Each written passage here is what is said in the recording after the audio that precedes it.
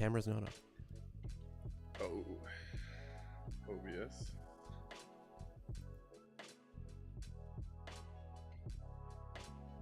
Live. Welcome back to the Top Line, the landing strip post-game show. After yet another Winnipeg Jets win, I'm at a loss for words at this point. Historic 14-1 start through 15 games, an NHL record. And this was the measuring stick. This was the one. And for most of that game, I felt the Winnipeg Jets really rolled through the Dallas Stars. I'm probably going to fan out a little more tonight than usual. Mikey, get on in here. How you doing, man? I'm at a loss for words. I am legitimately at a loss for words at this point with the Winnipeg Jets. And in years past, that usually just means I was frustrated by a lineup decision or blowing a late lead. Now it's because they just keep winning. And they're winning in different ways. And yeah, this was the game we circled on the calendar as the first real big test. This is the team we expected to be chasing all year. And we went out there and just smacked them around for 3 periods, maybe the best first 2 periods they've played in the last 7 years. Like, that was absolutely incredible of a game. We're going to definitely fan out on this one. I'm at a loss, man. This is crazy. So before we dive into it, for the 14th out of 15 games, let's get the vibes in here. I see Lucas Trapp already asking for it on the YouTube comment sections. Let's get that win song going.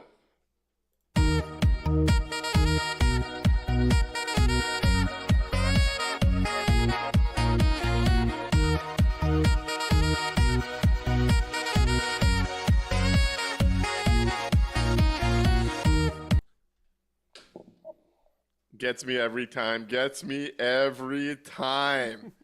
And this Winnipeg Jets team is sure dragging even the most pessimist among us into some uncharted waters here. I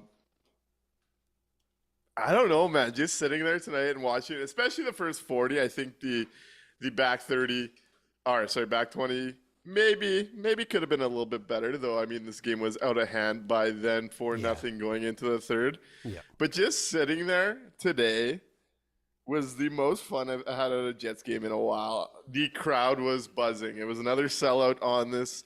I believe they're calling it Super Saturday between the Jets and the Bombers game coming right up here. Yep. That rink was buzzing today. Right from the opening minute, there was Go Jets, Go chants. We got the U.S. backup, and we want Otter after Ottinger was pulled from this one. Ugh. I actually have a theory. The fans got Otter pulled in that one. Let's talk about that for a second. Okay. Because the Jets go up 4-0, and shout out to Mika and the boys. I know they were the ones getting this thing going over in, I think it was 3:27 today. And after the 4th goal, we got like a solid but not full rink participation of U.S. backup about Ottinger. Yep. And after the 4th goal, it really picked up steam. And then he gets pulled the next whistle. I think the fans might have won that one on this afternoon. What do you think about that? It was so noticeable that it made its way onto the broadcast. That's how loud and distinct the chat was. TSN had it off a little bit initially. They thought they were saying that they wanted to use the backup. But it was very quickly corrected, even on the broadcast, that no, they're chanting U.S. backup. So it was wonderful. And yeah, it was right there, right? It was right afterwards. So I'm giving credit to the fans in attendance today. They're the ones who got him pulled. I believe it 100%. I believe it was the good people of the CLC that got him pulled as well. It was just an interesting sequence. But again, that rink was a ton of fun to be a part of.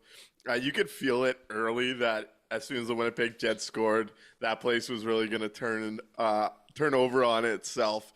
And this was another game. I know our guy in the chat, Choices TK, is big on scoring first for this team. This was a game where the Winnipeg Jets get out to the early lead with that power play 2 now contributing. I believe I saw on Twitter that was their 8th goal from the power play 2 unit. That's correct. Today. Yep. 8th goal from the second unit. Which, I mean, this power play continues to be a weapon regardless of the unit. I mean, both units are producing such results here. And one of my buddies was sitting up in Loge today, and he texted me after that Iafallo goal and goes, man, honestly, the Winnipeg Jets power play is worth the price of admission today. Absolutely. Or this year. And they add another one in the second period with that Nick Ehlers one-timer from Mark Scheifele and Gabe Velarde. The power play continues to do its thing. The Winnipeg Jets' fourth line gets involved in this one. Alex Iafallo forces Matt Dumba into a really, really big pizza up the middle. Or it might have been Kapari forced Dumba, but either way, Alex Iafallo gets a shot off. Kapari gets to the net and puts it in to go up 2-0 in this one. And then Vlad Nemestikov. Yeah. Good to see from Cole Perfetti and Neil Pionk. Obviously, I think we've been talking about it. Vlad's kind of had some tougher offensive situations with that group as of late, so great to see him get on the board. And the Winnipeg Jets cruise to a convincing W in this one. Mikey, does the West run through Winnipeg? Right now it does. I think we're going to be I went expecting that we were going to be chasing the Dallases and the Colorados of the Central and really of the West. I think that's switched now. I think we're far enough in. We've banked enough points. We've won in different ways to say that, the West runs through Winnipeg now. They're going to be coming here, and I don't like their odds. I gotta say I'm there. This was the one that put me there with the West running through Winnipeg, at least early on in this season. What can you say at this point? Like, there's just so much to love about this game outside just what we just saw. Obviously, we came out of last game against Colorado. It was a 1-0 victory, but we felt like the team, for the most part, held on for the back 40. Connor Hellebuck really steals that one. Yep. And I think a big part of that game was just how fast and quick Colorado was, especially in transition, especially getting to loose pucks, that it made such a difference and it became overwhelming for Winnipeg. I actually thought this game contrasted the Colorado game very well. When the Winnipeg Jets went up, they kept the pressure on up until probably a few minutes into the third period kind of thing. Yep. And we saw what that did. The Dallas Stars become unbuckled with some turnovers. The pressure just creates more opportunity for the Jets. They're not sitting back on their heels. They're dictating where that game is going. I thought this was a game where the Winnipeg Jets dominated, or it felt like they dominated the Dallas Stars off the rush. And I thought a lot of that game was the opposite of what we saw in the neutral zone. I thought the Jets really clogged it up well today and created turnovers to go the other way, whereas I felt Dallas had more trouble than Winnipeg getting through the neutral zone on this one. And it's just this is a game where the shot chart, which reads 33-25 Dallas, does not do this game justice at all in my mind. I thought this was a message sender, and this is the one that's got me pretty excited, man. I obviously have been saying I thought Dallas was going to be the best team in the West. Still might, but to send that message tonight, you'll love to see it. Yeah, they played Dallas's game. They played their own game against them tonight, and they were just better at it. They forced turnovers. They clogged up the neutral zone. They dominated the middle of the ice, which is something they struggled with, especially in the Colorado game. And they were able to control play there today. And also, we talk about him a lot, but Josh Morrissey, his control along the blue line, whether it's in the defensive zone or in the offensive zone, is just incredible. He's in a different place right now. He's seeing the game at a completely different speed. So, yeah, that was just something to watch. You know, Dallas may want to make the stake at being the best team in the West, but so far that's been the Winnipeg Jets. It definitely has been the Winnipeg Jets. I mean, 15 games in, just over 18% of the way there, have lost one game, have banked 28 points. And really, even in that one loss, that was a period and a half of bad play that cost them? Yeah. At most. I mean, we were, a minute 10 away from Connor Hellebuck having 3 straight 122, shutouts. I think, yeah. Like, a tough penalty to take there. Tough way to blow it. But if I'm not mistaken, Connor Hellebuck takes the franchise record for longest shutout streak now. Yeah, he officially takes it over from Andre Pavlik. He's the franchise leader for time spent without a goal, which is absolutely incredible. I was surprised it was still Pavlik, to be honest. When they started talking about it on the broadcast, I hadn't looked at that in quite a while, and was shocked to see that it was still Andre. So good for Hellebuck, who definitely deserves that spot in the record books for the team, because everything else he's done, he absolutely should have that record. So yeah, what a great day for him. Gets the win. It's unfortunate, a minute 22. They were doing everything they could to keep that from happening, but it's still a great game and a great fact that he gets that record. All right, so we've shared a lot of the immediate pressing thoughts on this one. Let's turn this show over to the chat, to the callers. We forgot to open up those phone lines last time. Mikey, if you want to watch over on Twitch, I'll watch the YouTube comments. And over on YouTube, Iconic Lucid talks about something I want to talk about in a bit of a bigger picture conversation. And that is, did you talk about Lowry's tilt with Ben already? And we hadn't got there, but one thing I found that I enjoyed about this game was how much of that team unity seemed to exist within it. That step up for your line mates, that be there and be in the fight together. We saw Ehlers want to fight after that Perfetti hit. We saw Lowry involved in that. Yep. We saw Lowry go right up to Jamie Benn and want to scrap as soon as he cross-checked Perfetti. And you love to see things like that, especially up in this one, having each other's back. It's just another one of those things good hockey teams do, is have each other's back and play for each other. The Winnipeg Jets have that right now, and it's been fun to watch. Yeah, they're pulling in the same direction. They've got everybody bought in. They're fighting for each other. It's absolutely incredible. For sure. So phone call, eh? Yep. All right, phones are now open, callers. So, feel free to call in now, 1-204-800-0409. So, starting into the chat. So, I know I asked you on Twitter, but just wondering how the top line has done 5-on-5 in the last 2 weeks. Oh, here we go. So, there's our caller. Hi, caller. You're on the air with the landing strip. What's your name? What would you like to talk about? Mike. It's Zero Ghost. I just want to tell Mikey that we're having an intervention for Nick. That's right. He needs to admit that Rasmus is the jewel. Nick, this whole show actually is an intervention for you. We're bringing you over to the Rasmus Kupari fandom. It's our good boy Rick here, Zero Ghost 8 in the chat. After that game today, I told him that he had to be the first caller to let you know. Hey, confidence Kupari buries the rebound. The next shift tried to go short side high on old Ottinger there, and I was ready to lose it if he would have buried that. The speed element in his game and the confidence with the puck on his stick right now has been a lot more fun to watch than the version we saw last year. That's for sure when it comes to Rasmus Kupari. 100%. But dovetailing off of that, I just wanted to leave you with a thought to discuss here. But with the whole team playing this well, they're clearly not making any lineup changes, but we're going to have a logjam with all the returning bodies. So what do you think is going to happen? That's a good question. I'll let you discuss it. Mikey, where do you think on there? I'll let you start there. Well, who do we have coming back first?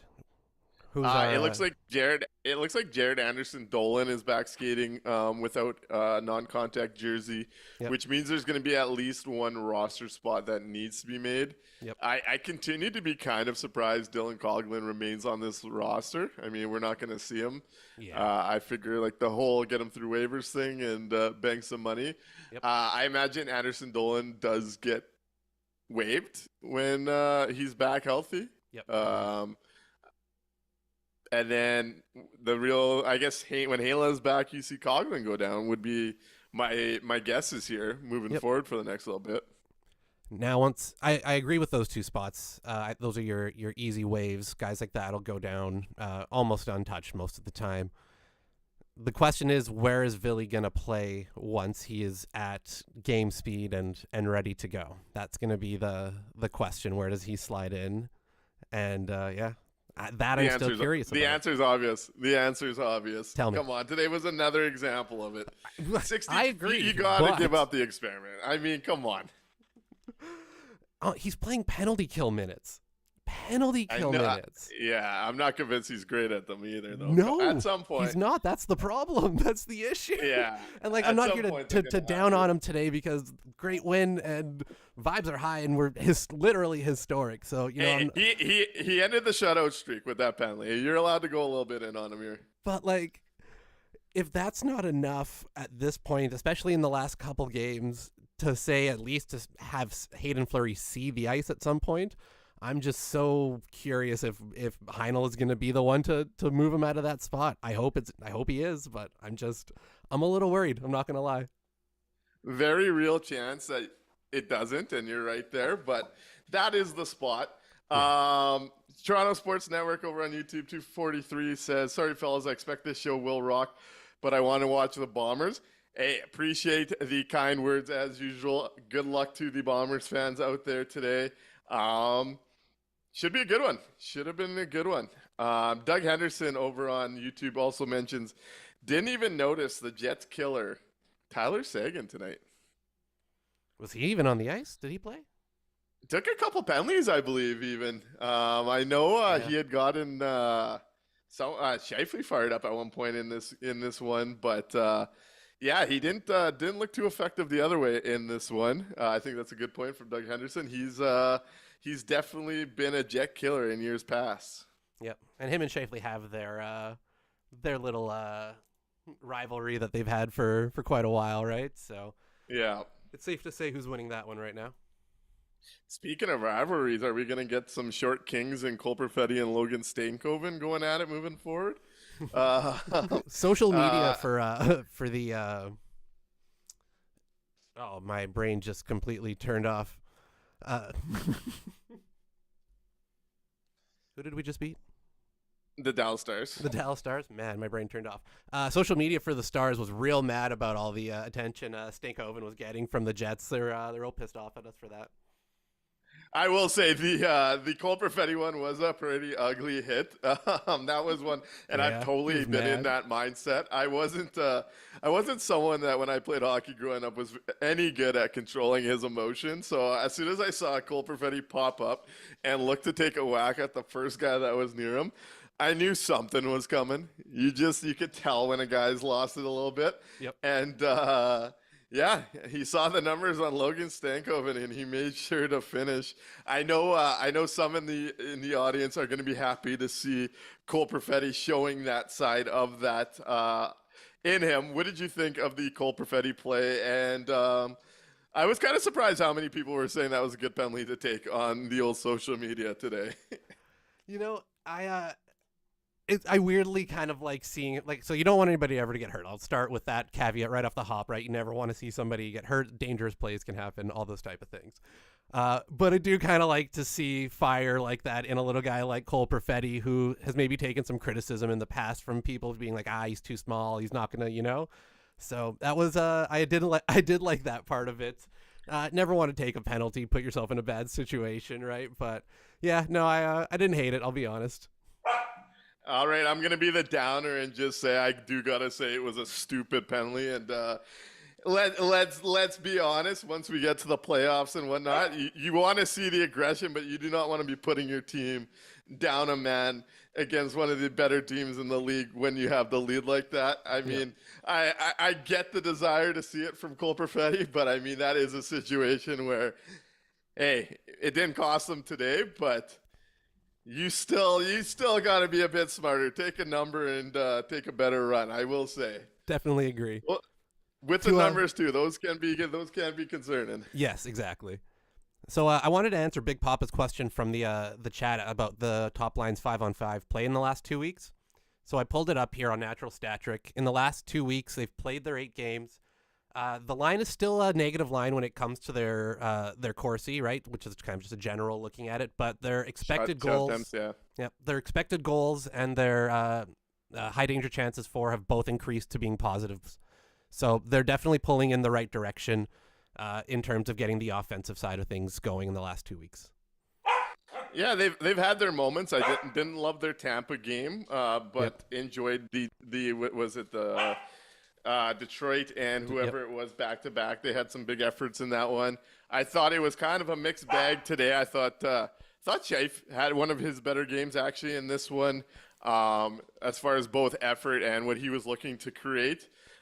So I think it's been more of a mixed bag than as bad as it was earlier in the year. Yeah. But you still get the gaps in the highs and the lows. But I think it's generally become more of a positive than what we were seeing. Anecdotally, we've seen we've seen Connor have a few games where he's on and really pulling. We've seen Velarde have a couple games where he's on and really making an impact, right? So we haven't seen a lot of sustained where all 3 guys are in the zone and playing well together, but I think hopefully they find that timing and that chemistry there. I was kind of curious what your thoughts on Scheifele have been lately, right? Because we've talked a lot about Velarde, we've talked a lot about Connor. We haven't really talked a lot about Mark Scheifele on that top line. What do you think has been going on there? I think it's interesting because I think his game has been like pretty inconsistent, where there's some nights where I'm really, really happy with the two-way effort and some of the plays he made. Obviously, last game, we saw the play at the Josh Manson blue line that leads to the Velarde chance. Yeah. I thought we saw a bit of that today as well. But I do find that there's sometimes in his game, especially in the D zone or when tracking back, that he'll fall asleep and leave a guy open. And I don't know. I find the offensive creativity has been there with Scheifele. I think the playmaking side is all over his game right now. And again, that line's been one of those lines that it feels like they're so close to creating some really, really fun offensive looks that just happen to miss. And I think Mark Scheifele is a big reason behind that on the playmaking side. So kind of a mixed bag for me personally. Yeah, that's kind of exactly what I've been seeing as well. I wonder if there's gonna be,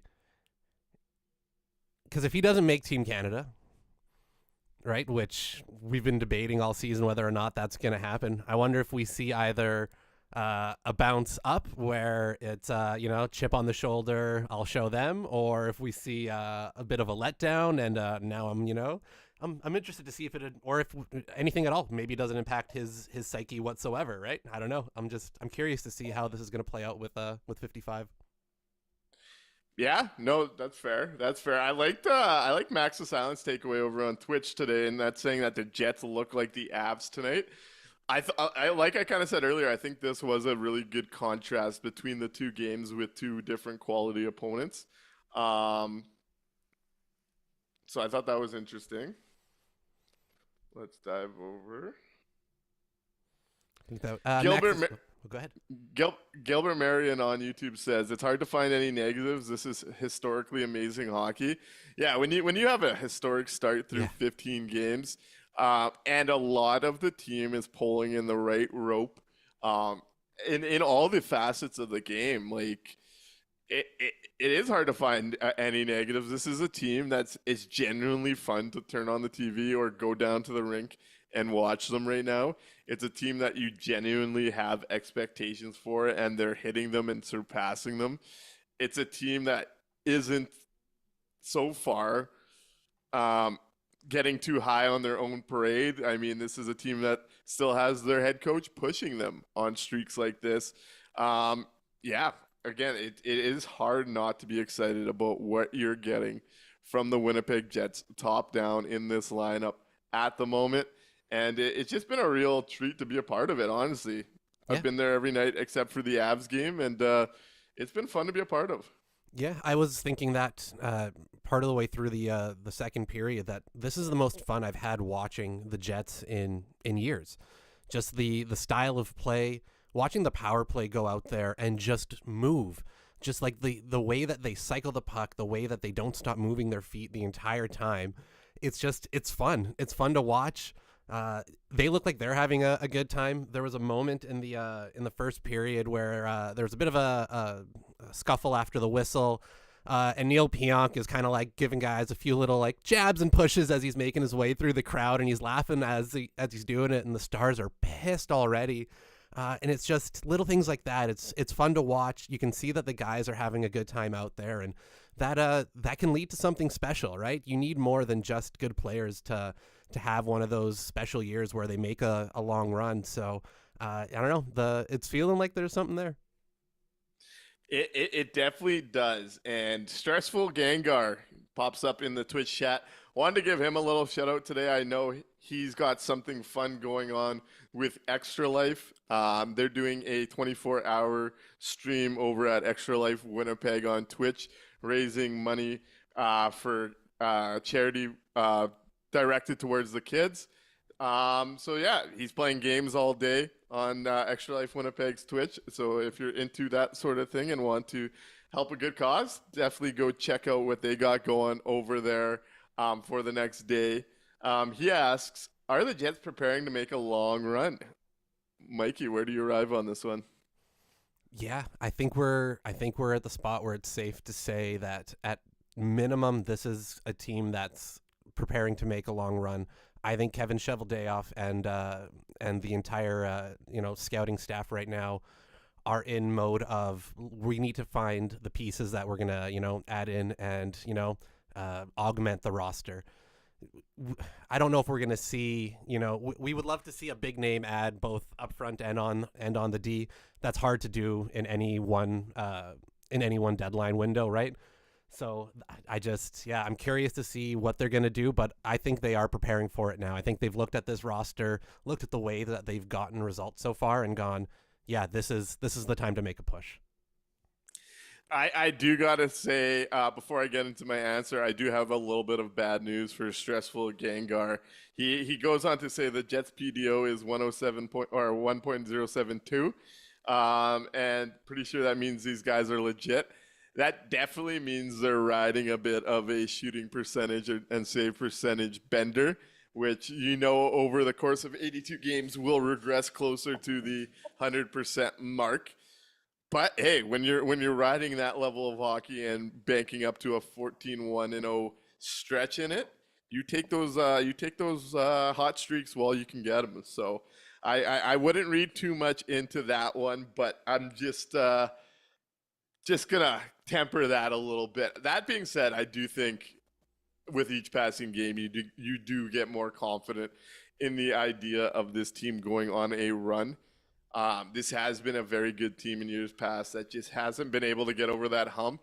And I mean, it's hard not to feel like in this moment they can. I mean, there's still a long season left, but there's definitely a good framework in here to at least get optimistic about it. Absolutely, yep. We got a caller. Would you like to take it? Yeah, let's do it. Hi there. You're on with the landing strip. What's your name? What would you like to talk about? Yo, it's Raul. I just want to talk about the game and season in general. Right on. How's it going, Rahul?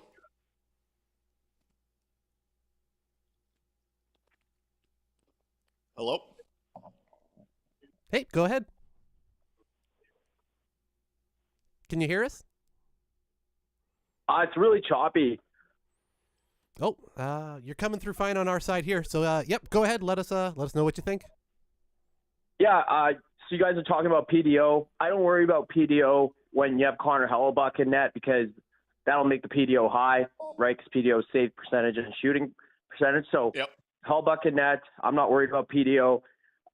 Only caught the first 2 periods, but the Jets looked the part.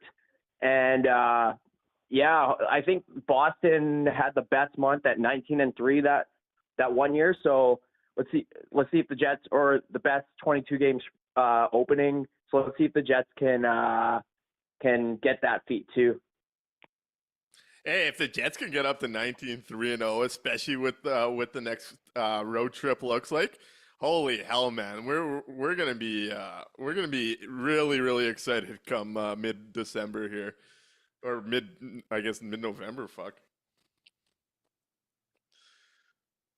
But on the topic of Connor Hellbuck, and I think Rahul's obviously correct to talk about Hellbuck when we're looking at save percentage and shot percentage. Yep. Connor Hellbuck currently, I'm going to find the tweet here, but Connor Hellbuck, when do we start talking about the idea of him potentially being in the Hart conversation? So Ben Deku, who's a sports anchor down in North Dakota, tweeted earlier, a goaltender hasn't won the Hart since Carey Price in 2015. Price that year had a 196 GAA, 933 save percentage, 44 wins, and 9 shutouts. Connor Hellbuck so far this year has a 191 GAA, 932 save percentage, 10 wins, and 3 shutouts. Even just to add to that, after today, that moves up to a 935 save percentage. GAA goes down to 183. We're a $120 away from another shutout. But even just a highlight on this, coming into today, save percentage across the league average was 899. Connor Hellbuck's beating that by 36 points right now. Jesus. Think about that for a second. That is insane. That's a gap and a half between what we have in Connor Hellbuck right now and what the rest of the league's doing. That is incredible. That is, that's, and it would take something special in a season, not just from Hellbuck, but other factors, right, for that to happen. And in a year where there's an injury to somebody like Connor McDavid early on, where, maybe point totals are a little bit depressed, and if the Jets are the story of the season, especially the way that they are now with these ridiculous winning streaks, if he goes out there and puts 45 wins plus and double-digit shutouts, he'll get hurt. He'll get votes for it. And it's wow, that is such a gap. I didn't realize. I gotta say to you on the Helly stuff, he makes a big save. I want to say it was about halfway through the third. And it was pretty funny because Mason Appleton totally makes a big save for him with the stick. This was around the 11-15 mark on the PK. And Appleton comes up big with the stick. And then immediately the barn starts giving Helly the Helly chance. I thought that was just kind of funny given how the play was.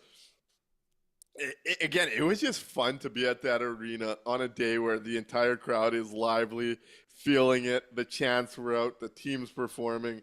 Helly's getting his love. You're giving it to the backup. You're giving it to Ottinger. This is what a sports afternoon at the barn should feel like. I think hats off to the fans on that as well. Yeah, 100%. The fans showed up and showed out today. They were loud. They were boisterous. They were having such a great time. Like I said, there's a special feeling right now with this group, and the fans are feeding off of it. Gilbert Marion over on YouTube makes 2 comments here. Third Vezina ? Definitely in the cards, in my opinion. Oh yeah, front runner right now. Phyllis says, "Hey everyone listening in on the road, incredible game to be at, and it definitely was a ton of fun." Hey Phyllis. Gilbert Marion talks. I guess the Bomber scored a touchdown. Lowry showed what captain is supposed to be, defending Perfetti, beast mode. Talked about that and really did enjoy that aspect. Rahul had a comment, but I now missed it. It was retracted, unfortunately. Let's move over to Twitch. See what we got going on. Fat Tony, Jets Jets scoring like 5 goals a game will make Hart votes hard. Yeah, that is a great point when it comes to the goaltending getting the narrative boost. The Winnipeg Jets are shooting the lights out right now when it comes to this team offensively. And it almost feels like every single night it's someone else jumping in and doing it, which I think is another great aspect of this start. Like a game like today, 3 of your 4 goal scorers are Alex Iafallo, Rasmus Kupari, Vlad Nemestikov, with Nick Ehlers being the 4th. You're getting... So I'll take the opposite side of that a little bit, where because the Jets are getting a wide spread of scoring from guys, they may not Kyle Connors had the hot run to start. You would like to see him get to like a big milestone, like a 50 goal scorer or whatever, right? But that's hard to do. There's no guarantee that it happens. And if the Jets have a bunch of guys in like lower level double-digit goals, even though they are scoring a bunch a game, nobody really up front becomes the big story. And if the Jets are still the talk of the league and being propped up by games from Connor Hellebuck, if he gets those double digits, I don't know. I think he could still get those Hart votes, just because the Jets, like we've talked about, don't have that one big star player, right? We don't have that one just super high-end, top-end guy that you maybe see on some of the other teams, besides Connor Hellebuck, of course. So, yeah, I think he could still. I'm interested in that storyline now. And Rahul asks a great question here, and he wants the team POV, not mine, which is always good. And that is, Nick, what do you think the team does as far as offering their current UFAs? What sort of contracts for Pionk, Ehlers, Appleton, Iafallo? Interesting dialogue out of the market this week, actually. And I don't know which podcast Friedman talked about it, but I did see Avco Cup on Twitter talking about Friedman made a guest spot somewhere and was talking about the idea that the Winnipeg Jets are playing it a little bit quiet with their UFAs this year because it seemed to rustle some feathers last year when some guys were signed early and some weren't.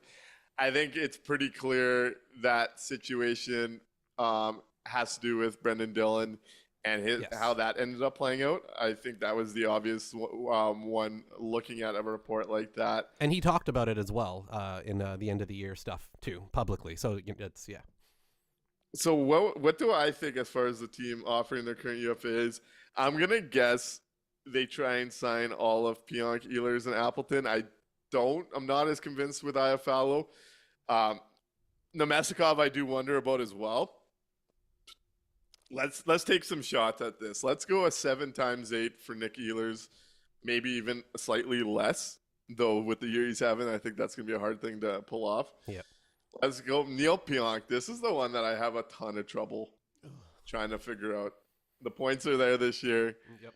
He's been a net negative on a contract at 5.85 for basically the entirety of it. I don't have a good read for what that next contract offer looks like. I just got to come out and say it. I really don't know what to expect, though I 100% expect the Jets to offer him something. They'll offer him something?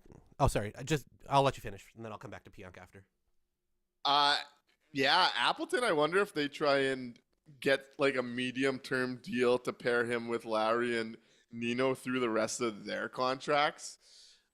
Is what I've been kind of thinking about there. Though if I'm Appleton, I think at his stage and where he's at in his career, he's going to want to get the biggest, most term as possible. And I wonder if that becomes like a Brandon Tanev type situation. Yep. But those are kind of the conversations I'm wondering in my head. Where were you going there? I agree that they're definitely going to offer contracts to Ehlers, to Appleton, to Pionk. Iafallo, even though, I don't know if they'll be... They may offer him something, but that's somebody I can definitely see just going in and getting something else on the open market. With Pionk, Ehlers, I agree. You if you can get Ehlers 7x8, especially with the way that the season is shaping out, I'm doing it. I'm fine with it if that number is 8. Would you like it less? Always, for like a salary cap standpoint, but I think the value is still there, so I'm fine with that. Pionk, I feel like we might be lucky where he's gonna play himself into a big contract somewhere else, right? Those point totals, those counting stats are what the agents go out with to these other teams, and everybody gets overpaid in free agency. So the Jets will offer him a contract. They will. There's no question about it. but I feel like he's going to look and go, I can get more on my last long-term big contract somewhere else and make that big money. I think he might do it. So I feel like Pionk, we were all worried about, not we all, you and I personally, we're kind of worried about the Jets going and re-signing Pionk, especially on not the, it's been a negative value on a $5 million deal, and then to come in and get a raise off of that would have been a little hard to stomach. But I think with the offensive production this year, he may play himself into a nice big contract somewhere else. Yeah, definitely in the cards here. Rahul continues on with asking, do you think Larry and Connor get extended July 2025? Yes and yes. So I think both get extended before free agency 2026. I don't know if it'll both be in July. Oh, wow. They're going to be extended early. Yes, they'll get extended early, I think. Yeah, the Winnipeg Jets are very patient and calculated when it comes to that stuff. So I don't know if we'll see it July 1st, like you'll sometimes see with other teams. Yeah. But I do expect both those guys to get done before they touch UFA personally. Totally agree. Probably even before the season starts would be my guess. Sometime during training camp, right before the season kicks off, they would announce some big contracts. Maybe at one of those fan events right before the seasons, right? Announce the contracts, have the guys come out and sign stuff, those type of things. If they both decide they want to stay long term, but yeah, I think they'll get done before the window. Oh, and on Appleton, real quick, yeah, I definitely see Appleton being offered a short-term deal to stick around through the window, but I wonder if he does take that Brandon Tanev route and go cash in somewhere. It'll be interesting to see. And it's those type of guys too that you can replace internally. So I don't know if you get bid up as or you get dragged into a bidding war as much. No, you look at how they handled you look how they handled Brandon Tanev. You also, in a sense, look at how they were handling the contract negotiations prior to being forced to move him. So, yeah, I think you'll see them talking to all three of those guys, but we'll see what can kind of materialize as far as contracts. I mean, the Jets are pretty flexible right now. Yep, absolutely. We got a call. Sounds good. Hey, caller, you're on the landing strip. What's your name? What would you like to talk about? Hey, go ahead. You're on. Hello? Can you hear us, caller? I just hang up. Yep. All right. So.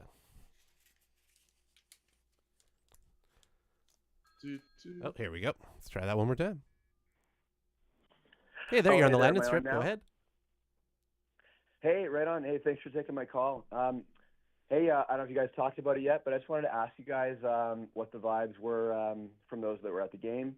I was there, had a lot of fun. My name is Mike, by the way. Love the show. Really appreciated the vibes in the rink. It was a lot of fun. And what's it going to take to get the old days back in that rink like it was kind of feeling tonight? That's all. Awesome. Hey, Mike. Thanks for calling in, and this is a great question. I'm glad we're going to spend a little bit more time on it because I thought today was a ton of fun at the arena. This was the closest it's felt to like the good old days that Mike references with. And I know Mike's part of the crowd that is getting those chants going. So, you know what? Shout out to Mike. Give him a pat on the back. The vibes were good. Early on in that game, you could just feel the energy in that rink after the anthem where people were right into it. You got that first minute chant going with just the simple "Go Jets Go," but it was just so early that it kind of built up the momentum. Again, we're once again seeing big accounts like TSN, Bleacher Report, etc., talking up Winnipeg with the U.S. backup chant, and we got Jeff Merrick saying the Winnipeg crowd is like the old ECW. We gotta bring that energy back. If the Winnipeg Jets, if you're in the Winnipeg market, if you're a fan of this team, that is our claim to fame. This team is sick. The players and the org is doing their part. It's time for the fans to come together and do their part in the arena, because guess what? To bring those vibes back, it's going to take us that are having these conversations, that are listening and making content, that are going to the games with friends and family.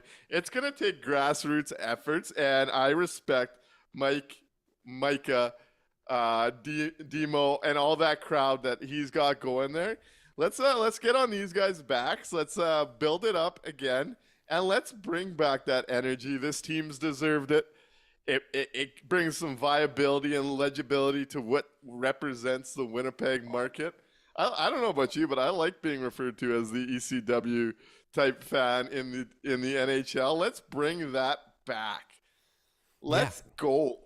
Right? That's what you want. You want to be the talk of the league in that sense.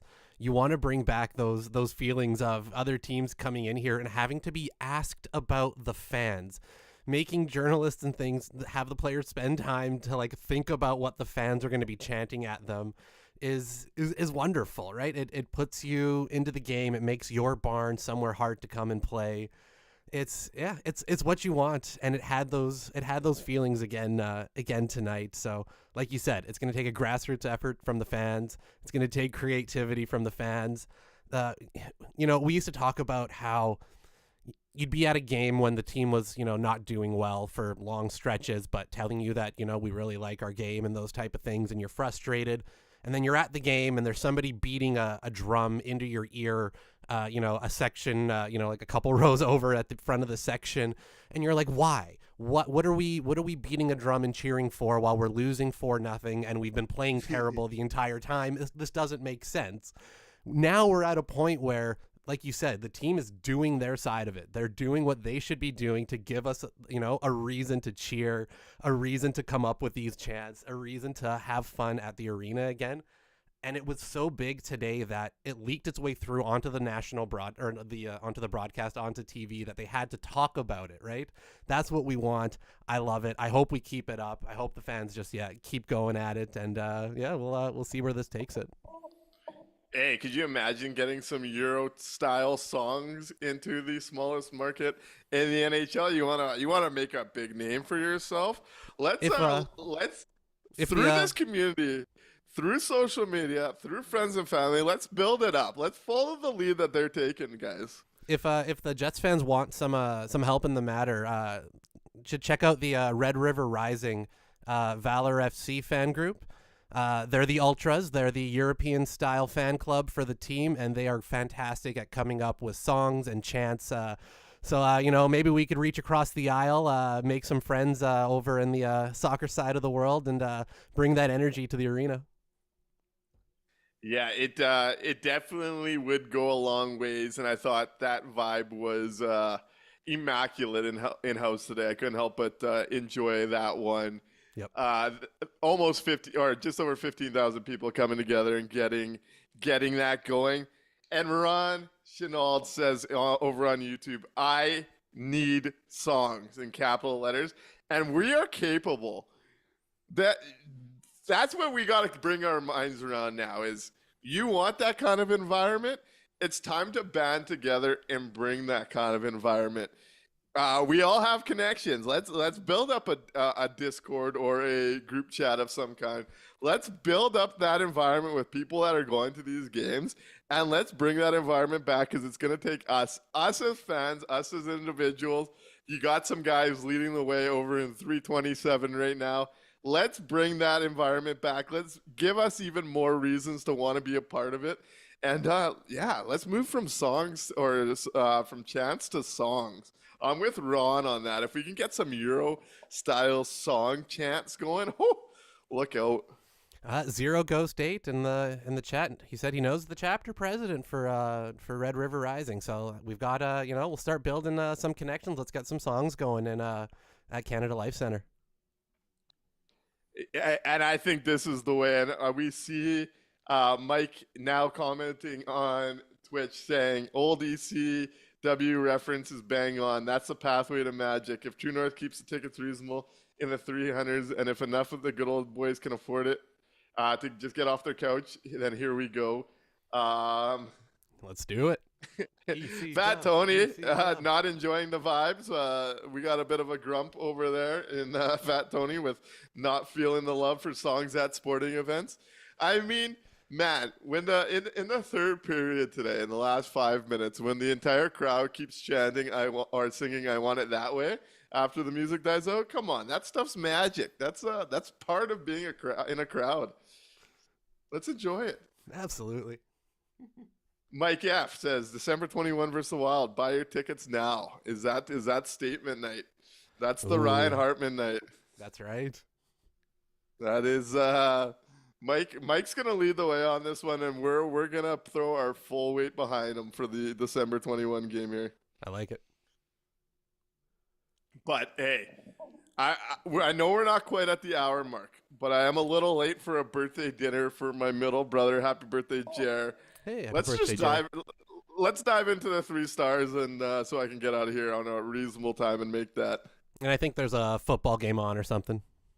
Yeah, I think a lot of people want to go watch the Bombers and listen to me blab anyways. So let's go. Who do you got today for your 3 stars in this one? So this was a tough one because everybody played, in some way a good portion of the game. So I had a tough call trying to pick out just 3. But third star, I'll go a little bit cheeky. My third star was Matt Dumba.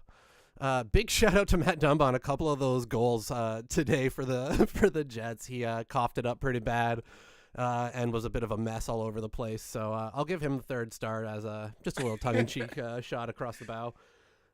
Number 2, Alex Iafallo. We did him dirty a little bit on the last episode, and then he came out with maybe his best game of the season. So that seems to happen a lot on this show. If we do mention even something slightly negative, that player comes out the next day and completely smashes. So I'm pretty sure the Jets are fans of the show, so shout out, guys. And number 1 star, again, there's no question, the guy who set a franchise record today, Connor Hellebuck. All the flowers, all the stars. I can't not give it to Hellboy for taking that franchise record. So yeah, I'm gonna go. It's interesting. Like to kind of mix it up, and there's some guys with some multi-point games you're not gonna see all the time in this one. I think despite only the 1 power play goal, I thought Nick Ehlers had a really, really strong game throughout that one. So I'm going to go Nick Ehlers, number 3. I'm going to go Alex Iafallo with the goal and the primary assist on that Dumba fumble. I'm going to give him some love. And then for our boy, Zero Ghost in the chat. Now, I don't actually believe he was the first star in this one, but I can't even do it. He deserves to do it. Come on, this is the intervention. I can't even do it. We were close, Rick, almost. I'll also go with Connor Hellebuck continuing to shut the door. Almost 3 straight shutouts in a row and some big ones in this one. I thought this wasn't a game where I'm giving Connor Hellebuck the first star and think that he stole this one. I thought this was a full team effort that he just happened to come up big in, and it's one of those games, man. The Winnipeg Jets keep on rolling. 14-1-0 through 15. Want to thank the chat and thank the callers for being a part of this. I want to thank the Winnipeg Jets crowd for making today so much fun. Let's keep this rolling. We'll see you guys later on this week. Thanks for tuning in. Good night, everybody.